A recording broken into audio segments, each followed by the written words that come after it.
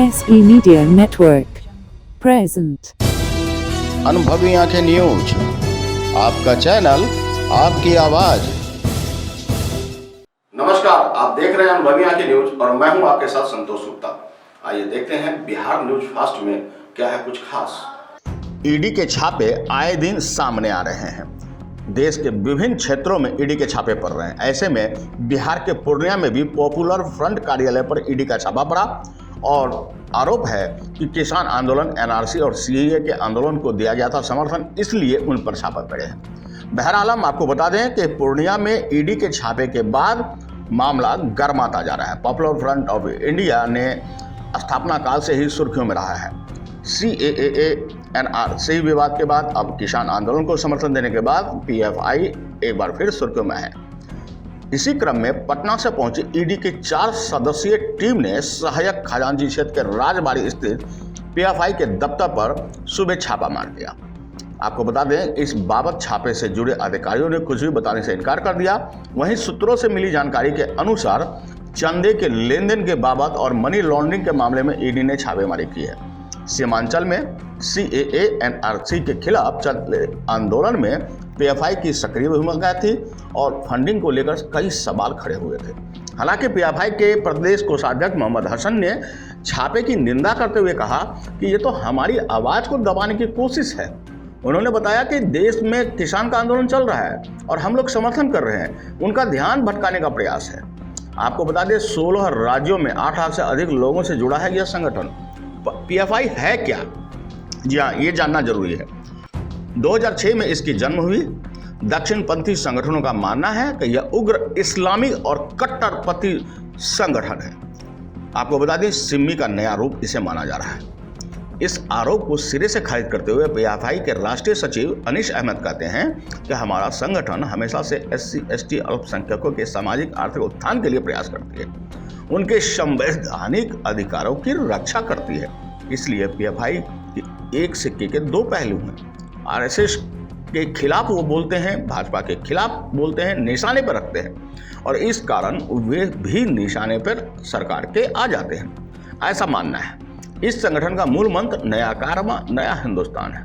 इस संगठन का फैलाव 16 राज्यों में है और 15 से ज्यादा मुस्लिम संगठन इससे जुड़े हुए हैं। 2 लाख से अधिक इनके कैडर हैं और 6 लाख से अधिक लोग इससे सीधे तौर पर जुड़ गए हैं। इसका मुख्यालय राजधानी दिल्ली में है।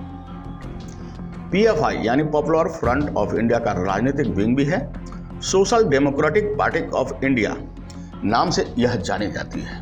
एसडीपीआई ने वर्ष 2015 के विधानसभा चुनाव में भी हिस्सा लिया था और इस वर्ष के चुनाव में भी उन्होंने चौथा गठबंधन प्रगतिशाली लोकतांत्रिक गठबंधन का हिस्सा बनकर चुनाव लड़ा है। भले ही उसे निराशा मिली हो, लेकिन चुनाव उन्होंने लड़ा। इस पार्टी ने सीमांचल को फोकस किया और इसमें गठबंधन में पप्पू यादव का जन अधिकार पार्टी, चंद्रशेखर रावण का आजाद समाज पार्टी और बेल मातंग का बहुजन मुक्ति पार्टी भी शामिल था।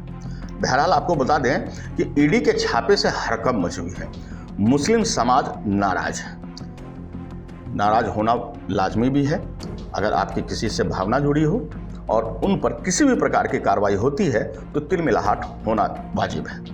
लेकिन यहां देखना होगा कि ईडी ने क्या बगैर सबूत के, बगैर किसी कारण के छापेमारी की है। अगर ऐसा नहीं है तो कानून का हमें सम्मान करना चाहिए और कानून का पालन करते हुए हमें उनके दिशा निर्देशों का अनुसरण करना चाहिए। पूर्णिया से अताउर रहमान की रिपोर्ट। सबसे पहली बात यह है कि आज ईडी सुबह हमारे ऑफिस में ईडी की टीम आई हुई थी और मुझे 8 बजे के आसपास लमसम 8 बजे मुझे कॉल गया कि ईडी का छापा पड़ा है। तो भी हमारे यहाँ ऑफिस में एक लड़का रहता है जो यहाँ रह के पढ़ाई करता है, उनके फ़ोन से मुझे फ़ोन गया। फिर मैं फ़ौरन यहाँ आया।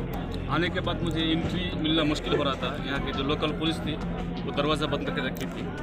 फिर 1-2 घंटे में बहुत बातचीत करके और बहुत थोड़ा आप ऊपर से पूछ के आइए, परमिशन लेके आइए। उसके बाद फिर 2 घंटे बाद मुझे परमिशन मिला ऊपर जाने के लिए। और फिर ऊपर जाने के बाद ईडी ने भी कहा हम आपके इंतज़ार में थे। इसका मतलब ये है कि यहाँ की पुलिस बिना मुझे कुछ वहाँ के इन्फॉर्मेशन किए बिना ऐसा मुझे रोक कर रखा 2 घंटा, वो सही नहीं था सर। और मैंने कहा भी कि मैं प्रदेश अध्यक्ष हूँ, प्रदेश अध्यक्ष के नाते मुझे जाना चाहिए, मेरे घर में जो कुछ हो रहा है मुझे मालूम होना चाहिए। उसके बाद जो मुझे रोका गया वो सही नहीं था। और दूसरी बात ये है कि ईडी की जांच आज ये पहली बार नहीं है हम लोगों के साथ में, इससे पहले भी जांच होती रही है।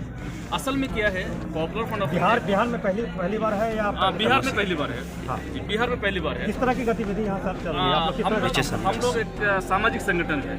हम लोग जो गरीब स्टूडेंट है, गरीब तलबा है, हम उनको स्टूडेंट को एक स्कॉलरशिप प्रदान करते हैं, स्कॉलरशिप देते हैं और उनको आगे बढ़ने के लिए हम लोग बढ़ाने के लिए कोशिश करते हैं। मगर सरकार जो है PFI को तो गलत मान रही है, झारखंड में बैन करके रखी हुई है। ये सरकार की एक ये दोगली पॉलिसी है, ये दोहरी पॉलिसी है।